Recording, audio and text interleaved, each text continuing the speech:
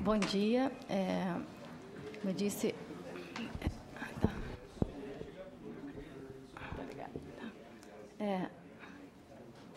Pedimos o apoio aqui à área técnica para colocar o PowerPoint.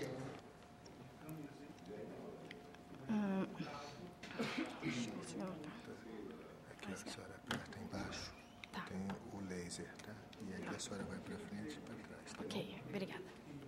Bom, bom dia a todos. A Vigilância Agropecuária Internacional do Ministério da Agricultura é responsável pela fiscalização do trânsito internacional de produtos agropecuários. Apresentação, vou ter que correr um pouco, porque é um pouco mais extensa que 10 minutos, porque para conseguir explicar e aí um pequeno sumário. E, então, assim, os sistemas, né, o serviço de vigilância agropecuária, ela existe desde que as civilizações começaram a se formar em conjunto com o serviço aduaneiro, o serviço de segurança e o sanitário, que no mesmo molde que hoje é o serviço da Receita, a Polícia Federal, a Anvisa e a Vigilância Agropecuária. Então, até hoje, funciona nos mesmos moldes, né, e tem a mesma finalidade. Só para contextualizar a importância da vigilância ao longo da história, em 1272, né, a viagem de Marco Polo, considerado como o início da globalização, ela teve como motivação a busca, né, de Marco Polo para a China para buscar novos bichos da seda para substituir os plantéis da Europa que estavam cometidos por doença. Igualmente, a gente tem a fitófora, né, que infestou as lavouras de batata na Europa também, em 1840, e que ocorreram por fome, né, por dizimação dos cultivos de batata, levou à morte de 1 milhão de pessoas. Em 1881, também na Europa, a introdução do fungo da Filóptera, também nas videiras, que também dizimou as produções também, que eram basicamente familiares. E em 1895, o primeiro surto de febre aftosa no Brasil, né? Em 1920, a peste bovina, né, no porto de Antuérpia, também de bovinos importados pelo Brasil da Índia para melhorar os plantéis aqui, e aí na cabotagem lá na Bélgica, com a introdução da peste bovina. E aí, a partir disso, foi a criação da OIE, né, como medida para estabelecimento de diretrizes internacionais para doenças animais. Em 1929, foi a criação da Convenção Internacional de Proteção dos Vegetais, né, e também o estabelecimento do modelo de certificado sanitário internacional harmonizados para todos os países. Em 1934, né, a gente teve no Brasil a edição dos regulamentos de defesa sanitária e animal, que são vigentes até hoje. E em 1950 também o surto de febre aftosa no México, com a exportação de bovinos do Brasil. Em 1978, a gente tem um caso clássico de peste suína que entrou, né, no Rio de Janeiro, em Piracambi. Estima-se que foi por alimento de bordo, né, de utilização de resíduos de aeronave que foi desviado do aeroporto do Galeão para a alimentação de suínos e que levou ao grande problema ao Brasil, que custou milhões de reais para a eliminação e que suspendeu e que fechou o mercado do Brasil durante muitos anos para exportação de carne suína. Em 1982, a gente tem a introdução do bicudo algodoeiro nas lavouras do Nordeste, que dizimou as lavouras e o Brasil passou de exportador de algodão a importador de algodão. Em 89, a vassoura de bruxa, a mesma coisa com cacau na Bahia, que também deixamos de ser exportador para ser importador, e que afetou o emprego de mais ou menos 2,5 milhões de pessoas que estavam envolvidas com a região, além dos danos ao meio ambiente. Em 98, a cigatoca negra em Tabatinga, né, e Benjamin Constant no Amazonas, que também dizimou as variedades nativas e também comprometeu a produção familiar das famílias da região. Em 1998, né, o Ministério da Agricultura, por meio da Portaria 297, criou a Vigilância Agropecuária Internacional, que tem a missão da fiscalização do trânsito internacional de produtos de origem animal, vegetal, insumos agrícolas e pecuários, né? Em 2001, a gente teve a introdução da ferrugem da soja, né, que custou mais de 2 milhões aos produtores brasileiros. Em 2006, a fitosa, no Mato Grosso do Sul, nessa região de fronteira, né, que levou diretamente os prejuízos para a produção de carne e leite e a proibição de exportação de produtos de carne bovina da região. E em 2013, que é a última praga introduzida no Brasil, que é a Helicoverpa mígera, que também levou à infestação de lavouras de várias naturezas, soja, milho, em várias regiões do Brasil, e tem custado milhões de dólares para o combate, né? Só para contextualizar a evolução, né, da agricultura no Brasil, que em 1950, no pós-guerra, a agricultura era basicamente de subsistência, né? E de 60 a 70 houve a expansão das fronteiras, colonização do Mato Grosso do Sul, né, na região centro-oeste. Os problemas, e aí começaram, né, os problemas sociais, a agricultura em escala, né, as políticas públicas com a criação da Embrapa, da Emater, e a ocupação do centro-oeste. Em 1970, né, com essa interiorização do Brasil, houve o desenvolvimento da indústria, o estabelecimento de cadeias produtivas, né, as inovações tecnológicas com a Embrapa e a demanda por alimentos da população urbana, né? E após os anos 2000, houve a internacionalização do agronegócio, o Brasil começou a despontar no comércio internacional e ser exportador de alimentos. E aí, a gente houve excedente de produção e a gente começou a despontar na exportação. Nos anos 2000 também começou a globalização, a criação da OMC, né? Principalmente na economia, com os acordos tarifários. A globalização, eu acho que é interessante ressaltar que ela teve como motivação países, principalmente como Estados Unidos e Europa, que queriam colocar seus excedentes produtivos no mundo. E aí forçaram, né, a criação da OMC e a expansão das barreiras, das fronteiras para a exportação de seus produtos. Os meios de transporte, quando vindo do transporte aéreo, que dá maior celeridade e rapidez no transporte das cargas, e as comunicações, né, que a internet está aí hoje, qualquer um pode comprar qualquer coisa pela internet em qualquer lugar do mundo. A globalização, que é a integração econômica, social, cultural e política, né, que ela demanda da necessidade de ampliação de mercados e a redução das barreiras tarifárias, como eu disse anteriormente. Então, a gente estima-se que até 2050 a população hoje vai crescer mais 2,4 bilhões de de pessoas, o que vai levar a um aumento da demanda de alimentos. E aí que o Brasil entra como o potencial maior produtor de alimentos do mundo, né? E aí, óbvio, com a maior disponibilidade de renda desses países e os novos mercados, também há um maior mercado a ser atingido para atender essa demanda. O Brasil hoje, com a produção agrícola mundial, né, 28% do PIB é de produção agrícola, 37% dos trabalhos e 42% das exportações advém do agronegócio. A gente é o terceiro maior exportador mundial, né, maior exportador mundial de carne bovina, café, açúcar e suco de laranja e carne de frango, né. Nesse contexto, a nossa produção hoje, né, que é de soja, o número de propriedades rurais, e dessas propriedades rurais, 85% delas são de agricultura familiar. Né? E aí, mais ou menos 85% são de propriedades rurais, 24% dessa área rural é ocupada por esse 85% de propriedades rurais, que equivale a 75% da mão de obra no campo, né? E é responsável, principalmente, que eu acho que é bem relevante, que a agricultura familiar é responsável hoje por mais de 50% da produção de leite, de suínos e de aves. E suínos e aves é um grande produto de acesso ao mercado internacional. Né? E a vigilância agropecuária, ela estabelece seus procedimentos baseados em risco fitossanitário e zoossanitário. Né? E o risco é medido pela diversidade e a situação fitossanitária e sanitária e qualidade dos insumos agropecuários no mundo, né? Que estabelece os riscos.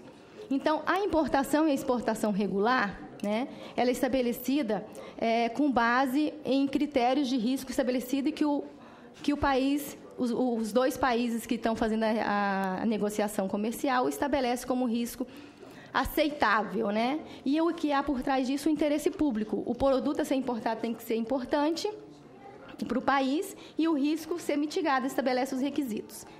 Na importação ou exportação de produto irregular, né, que é envolvido principalmente por interesse particular, o risco é desconhecido, você não sabe a origem do produto, como foi seu processo produtivo, e leva-se em consideração somente o interesse pessoal. Não tem interesse do mercado, e muito menos medido as consequências da introdução daquele produto no país. Isso é só um exemplo para vocês verem que a gente faz da fiscalização do trânsito irregular, do que a gente apreende nas bagagens de passageiros, carne fresca, que pode introduzir, tipo peste suína, que é um grande risco. Que eles tentam burlar a fiscalização, que é bicho de pelúcia com sementes também de origem desconhecida, produtos de pescado, batatas, produtos de origem vegetal de toda sorte. A vigilância agropecuária, como eu disse, né, a gente atua na importação e na exportação, na fiscalização de animais, vegetais, produtos, subprodutos, insumos agrícolas, né, material de pesquisa, embalagem de madeira, e nos regimes especiais, regimes aduaneiros especiais. Nós estamos distribuídos hoje em 111 pontos do país, né, nos portos e aeroportos, portos de fronteiras e aduanas interiores, que são os portos secos. Esse aqui é um exemplo, a gente distribui também a nossa distribuição, e é interessante que a região de fronteira com os países, os 10 países que a gente faz fronteira, e essas imagens mais escuras, elas significam o risco, né, de pragas vegetais que estão nas nossas fronteiras e que têm risco de entrar no país.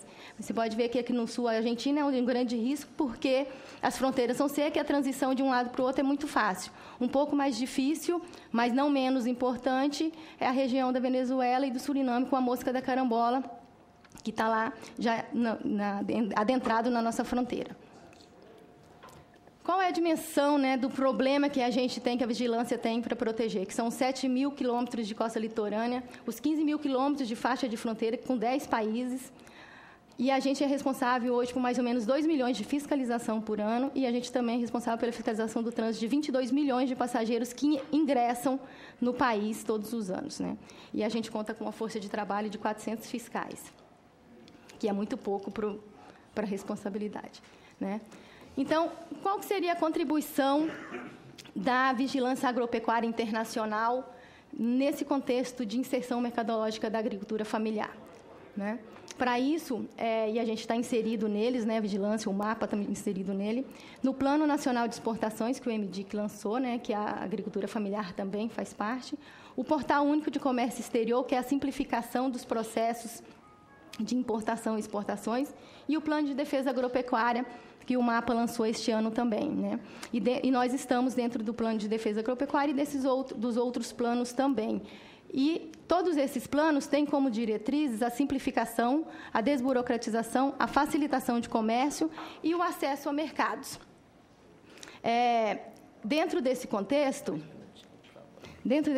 a gente está desenhando o plano, né, e já está em vias de ser lançado, que é o Plano de Modernização da Vigilância Agropecuária Internacional, né?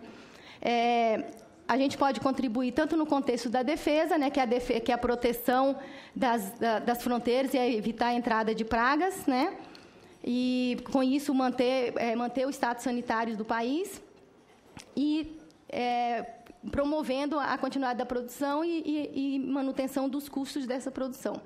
E, por outro lado, a facilitação do comércio exterior, simplificando os nossos processos, capacitando os exportadores, né, de agricultura familiar para que eles consigam realizar essas operações com maior facilidade. Como eu disse, né, a gente tem a função, né, da prevenção da introdução de praga, estabilidade fitossanitária e sanitária e a manutenção dos parceiros, né, atuais e o acesso a novos mercados. A nossa função, ela também tem como função a redução das barreiras técnicas, uma vez que o serviço de fronteira é forte, os países mantêm a credibilidade e estabelecem menores barreiras para a introdução dos produtos brasileiros em seus mercados. E também, quando a gente evita a introdução de pragas ou doenças, a gente também mantém o comércio local ativo, né? Haja visto que houve no Mato Grosso do Sul com a introdução do foco de febre aftosa, que fechou o mercado, a agricultura familiar, rebanhos abatidos e a proibição de comercialização de carne na região. O que fechou o mercado na época, tem um grande problema social. A fiscalização do trânsito regular, também a gente evita, né, o comércio desleal com a introdução de produtos irregulares, né, sem os trâmites, sem pagamento de imposto, e os produtos também inconformes, né, ou falsificados, que é o contrabando de descaminho, né. Então, essa proposta, né, a facilitação de comércio, que é o outro lado, a gente pode simplificar os processos que pode dar acessibilidade aos exportadores, vindo de novos exportadores de agricultura familiar, facilitando esses processos com aumento de transparência e previsibilidade. E também redução no tempo de liberação de cargas, né.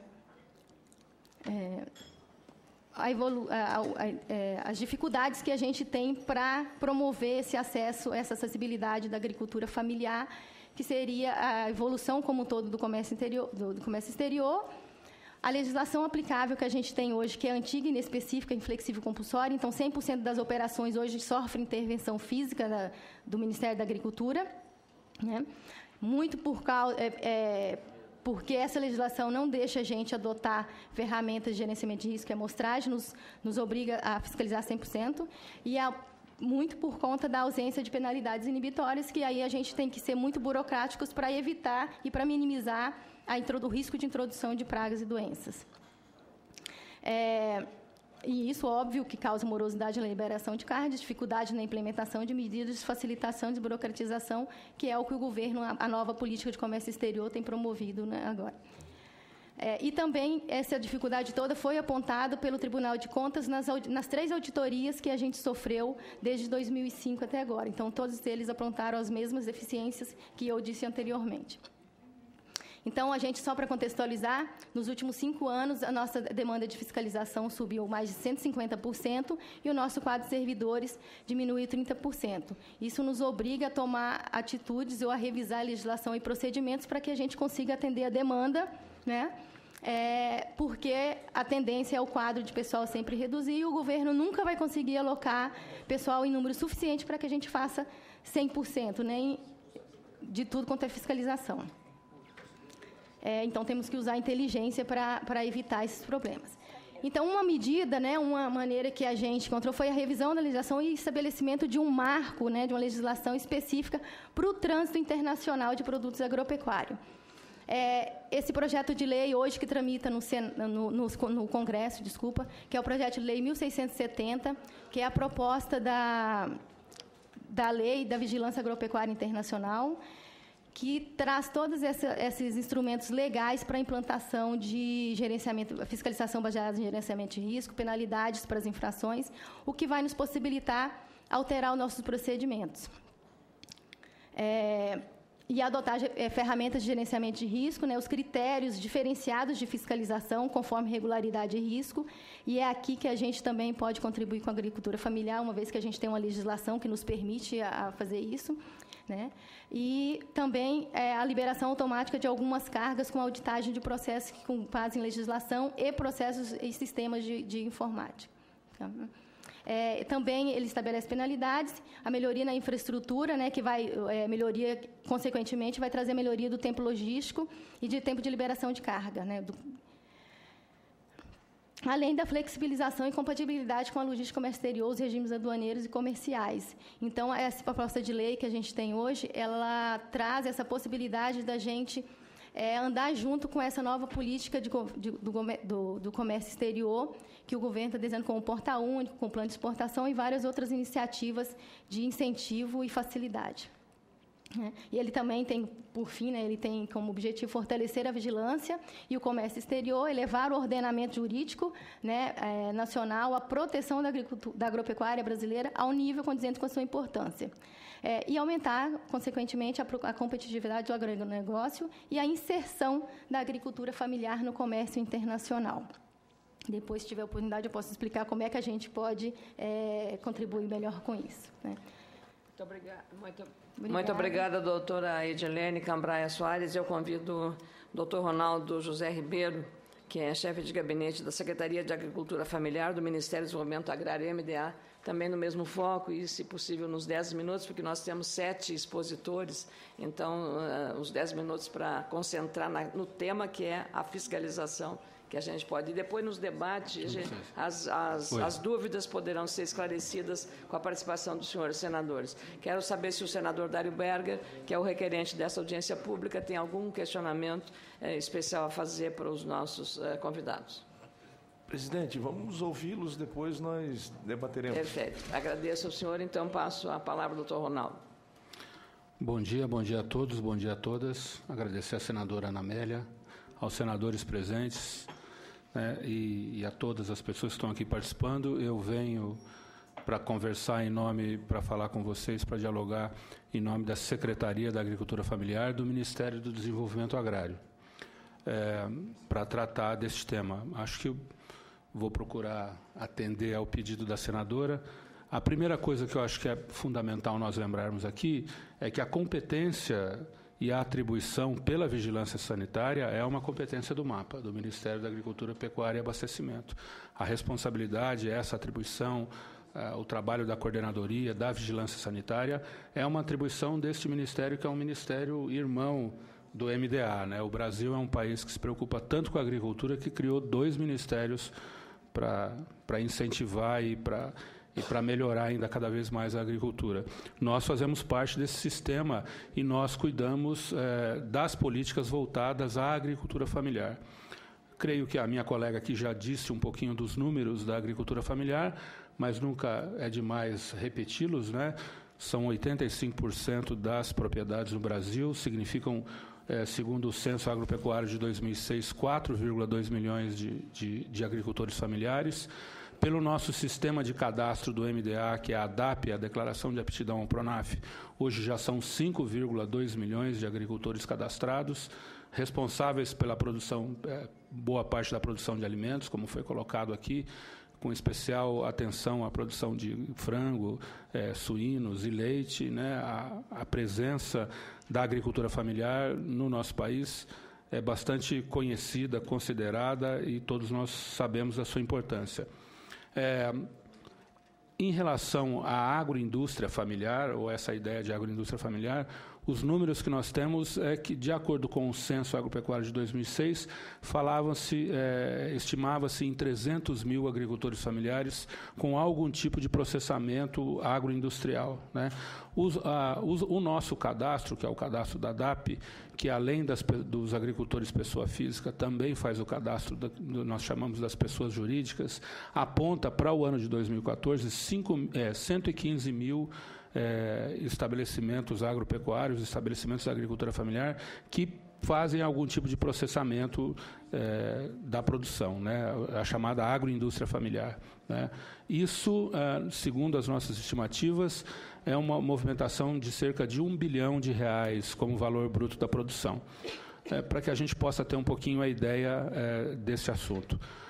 O que nos chama a atenção, e o papel do MDA e da Secretaria da Agricultura Familiar nesse contexto da vigilância sanitária, tem muita relação com o SUASA, que é o Sistema Único de Atenção à Sanidade Agropecuária, que é um sistema que existe desde 2006. Ele já tem um normativo consolidado. Esse normativo vem passando por melhorias, né? Existem medidas recentes, que a gente vai falar um pouquinho mais adiante, mas que tem trazido benefícios, tem trazido melhorias, tem trazido avanços no que se refere a fortalecer a presença da agroindústria familiar dentro do nosso país, né? A primeira coisa que chama a nossa atenção é assim: dentro do marco legal, nós podemos falar que esse assunto está lá na Lei da Agricultura Familiar, na Lei Geral da Pequena Empresa, na Lei Agrícola. São vários os instrumentos que tratam e que debatem esse tema. E o que deve nos chamar a nossa atenção é que nos normativos legais, nos marcos legais, sempre que nós vamos tratar desse assunto, nós estamos falando principalmente da racionalização, da simplificação de exigências, na simplificação dos procedimentos, ou seja, parte-se do princípio, que é um princípio do nosso ponto de vista, bastante correto, que existem diferenças significativas entre a agroindústria de grande porte e a agroindústria familiar, a agroindústria de pequeno porte, ou o chamado processamento artesanal de produtos agrícolas, né? Nós temos que tratar de maneira diferenciada, sempre pensando na qualidade, mas também pensando na simplificação dos procedimentos, na simplificação das exigências, no compartilhamento das responsabilidades entre os entes federativos, né? Nesse aspecto, um detalhe que nós gostaríamos de chamar a atenção é que os normativos sempre falam que, no caso da agroindústria familiar de pequeno porte ou da produção artesanal, a fiscalização deve, sobretudo, ter um caráter orientador, ao invés de ter um caráter prioritariamente punitivo. Ou seja, quando nós estamos tratando deste público ou deste setor dentro da nossa produção, da nossa agroindústria, ao invés de ter um caráter simplesmente punitivo ou prioritariamente punitivo, a fiscalização deve ter um caráter orientador, que eu creio que isso parte do trabalho que é desenvolvido pelo MAPA. A outra vertente que também nós vamos falar um pouquinho mais adiante é um pouco das políticas públicas que nós desenvolvemos no sentido de apoiar ou de aportar mais recursos para fortalecer a agroindústria de caráter familiar. Gostaria de chamar muita atenção aqui de medidas recentes que foram estabelecidas e que permitiram melhorar ainda mais o SUASA. E trabalhar nesse sentido de facilitação, de simplificação, né? O primeiro aspecto trata-se de um decreto de maio de 2015, agora, o decreto 8445, que alterou alguns artigos do decreto do SUASA de 2006 e que trataram da adesão de estados, municípios e consórcios ao SUASA, permitindo, assim, uma maior descentralização, uma maior participação, né, facilitando as regras, de alguma maneira contribuindo para esse déficit de fiscais agropecuários que vão trabalhar na fiscalização do sistema, né? Este decreto, para que ele se consolide, é necessário que seja editada uma instrução normativa de modo compartilhado entre o MAPA e o MDA. Essa instrução normativa ainda está em debate entre as duas instituições, mas assim que ele for editado, publicado, significará de maneira muito clara uma facilitação desse processo, permitindo que os municípios, estados e consórcios possam aderir ao sistema, possam aderir a partir do princípio da equivalência, ou seja, eu reconheço o seu serviço, um estado reconhece o serviço de inspeção sanitária de outro estado e vice-versa, e com isso a gente pode ter aí um ganho para todo o sistema, né? Além disso, a ministra Cátia Abreu, por ocasião do lançamento do Plano Safra deste ano, em junho, junto com o ministro Patrus Ananias, né, editaram uma outra portaria, que foi um outro decreto, que foi o decreto 8471, que alterou também um artigo do SUASA e que reconheceu ou estabeleceu os parâmetros e as competências para aquilo que a gente chama de agricultura de pequeno porte. E também já possibilitou a publicação de algumas instruções normativas, né? Uma que tem um caráter geral e uma outra instrução normativa referente às bebidas, né? Principalmente aqui aos sucos, as bebidas de origem vegetal, principalmente sucos, né? Ainda há nós temos um enorme caminho a percorrer, né? Os números relativos ao SUASA, que foi um sistema criado lá em 2006, portanto está aí quase para completar 10 anos, eles ainda são bastante insignificantes. Até hoje, por exemplo, somente 8 estabelecimentos da agricultura familiar, deste universo todo que nós comentamos, conseguiram se adequar ao SUASA, né? E nós temos pelo menos 1/5 dos municípios brasileiros que têm os sistemas de inspeção municipal. Nós acreditamos, e nós temos certeza absoluta disso, que essas alterações na legislação, essas alterações com as novas instruções normativas, são um caminho que precisa ser percorrido para garantir com que a gente ganhe o tempo perdido no estabelecimento desse sistema no nosso país e que permitirá ainda mais aportar outros recursos para as nossas agroindústrias de caráter familiar, né? Vou concluir aqui dizendo que, no âmbito do Ministério do Desenvolvimento Agrário, nós trabalhamos com uma política de estruturação através de recursos para os municípios, para que os municípios e consórcios municipais estruturem sistemas municipais de inspeção, né, o chamado SIM, Sistema de Inspeção Municipal. Nós temos um outro programa, um programa de assistência técnica e extensão rural chamado Mais Gestão, que ele é voltado especificamente para as cooperativas e para os empreendimentos, para as organizações econômicas da agricultura familiar, com a intenção de fortalecer a gestão desses empreendimentos, né?